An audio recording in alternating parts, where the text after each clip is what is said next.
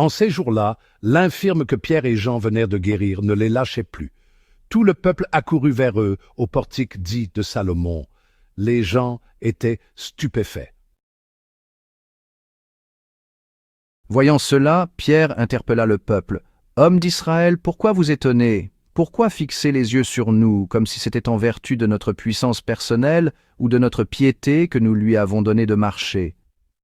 Le Dieu d'Abraham, d'Isaac et de Jacob, le Dieu de nos pères, a glorifié son serviteur Jésus, alors que vous l'aviez livré, vous l'aviez renié en présence de Pilate, qui était décidé à le relâcher. Vous avez renié le saint et le juste, et vous avez demandé qu'on vous accorde la grâce d'un meurtrier.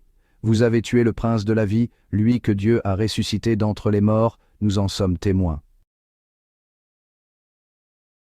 Tout repose sur la foi dans le nom de Jésus-Christ. C'est ce nom lui-même qui vient d'affermir cet homme que vous regardez et connaissez. Oui, la foi qui vient par Jésus l'a rétabli dans son intégrité physique en votre présence à tous. D'ailleurs, frères, je sais bien que vous avez agi dans l'ignorance, vous et vos chefs. Mais Dieu a ainsi accompli ce qu'il avait d'avance annoncé par la bouche de tous les prophètes, que le Christ, son Messie, souffrirait. Convertissez-vous donc et tournez-vous vers Dieu pour que vos péchés soient effacés. Ainsi viendront les temps de la fraîcheur de la part du Seigneur, et il enverra le Christ Jésus qui vous est destiné. Il faut en effet que le ciel l'accueille jusqu'à l'époque où tout sera rétabli, comme Dieu l'avait dit par la bouche des saints, ceux d'autrefois, ses prophètes. Moïse a déclaré, « Le Seigneur votre Dieu suscitera pour vous et du milieu de vos frères un prophète comme moi. Vous l'écouterez en tout ce qu'il vous dira. Quiconque n'écoutera pas ce prophète sera retranché du peuple. » Ensuite, tu Israël, tous les prophètes qui ont parlé depuis Samuel et ses successeurs, aussi nombreux furent-ils, ont annoncé les jours où nous sommes. C'est vous qui êtes les fils des prophètes et de l'alliance que Dieu a conclue avec vos pères, quand il disait à Abraham, « En ta descendance seront bénies toutes les familles de la terre. » C'est pour vous d'abord que Dieu a suscité son serviteur, et il l'a envoyé vous bénir, pourvu que chacun de vous se détourne de sa méchanceté.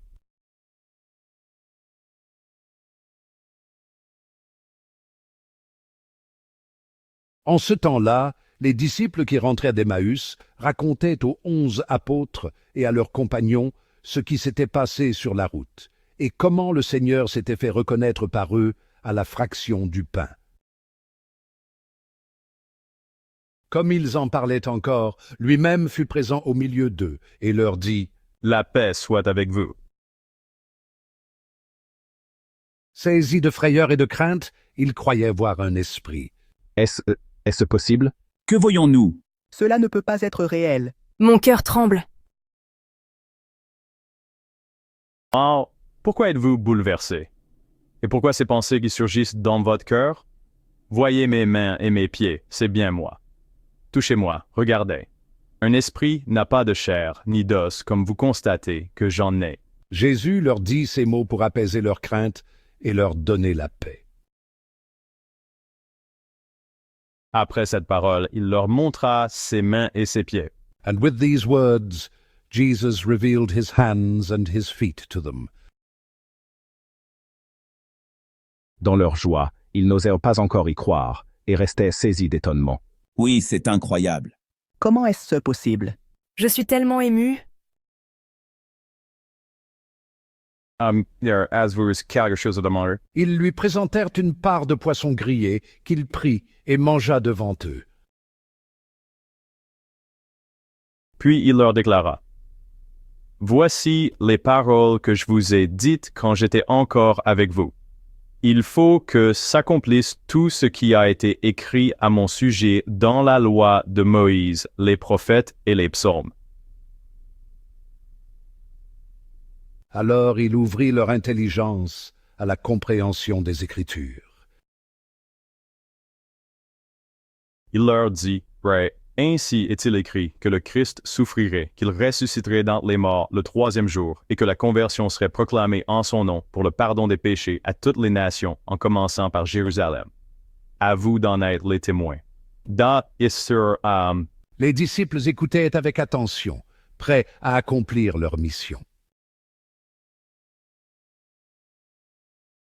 Ce passage de l'Évangile nous montre vraiment qui est le Christ et vraiment qui est l'Église, afin que nous comprenions bien quelle épouse ce divin époux a choisi et qui est l'époux de cette sainte épouse.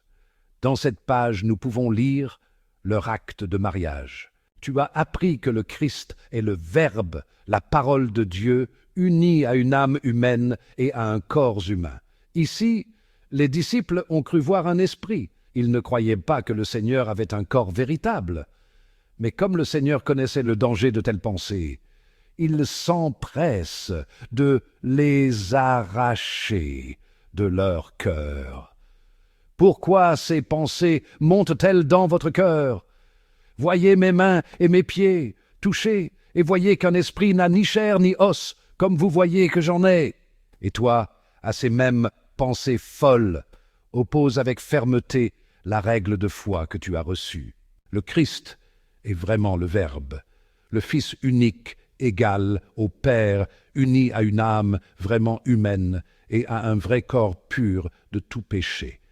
C'est ce corps qui est mort, ce corps qui est ressuscité, ce corps qui a été attaché à la croix, ce corps qui a été déposé dans le tombeau, ce corps qui est assis dans les cieux.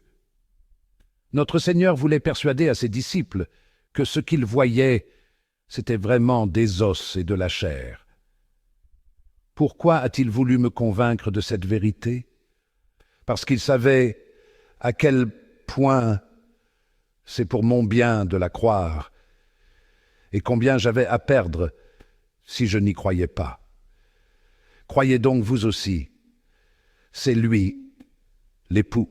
Écoutons maintenant ce qui est dit concernant l'épouse. Il fallait que le Christ souffre et qu'il ressuscite d'entre les morts le troisième jour, et qu'on proclame en son nom le repentir et la rémission des péchés à toutes les nations, en commençant par Jérusalem.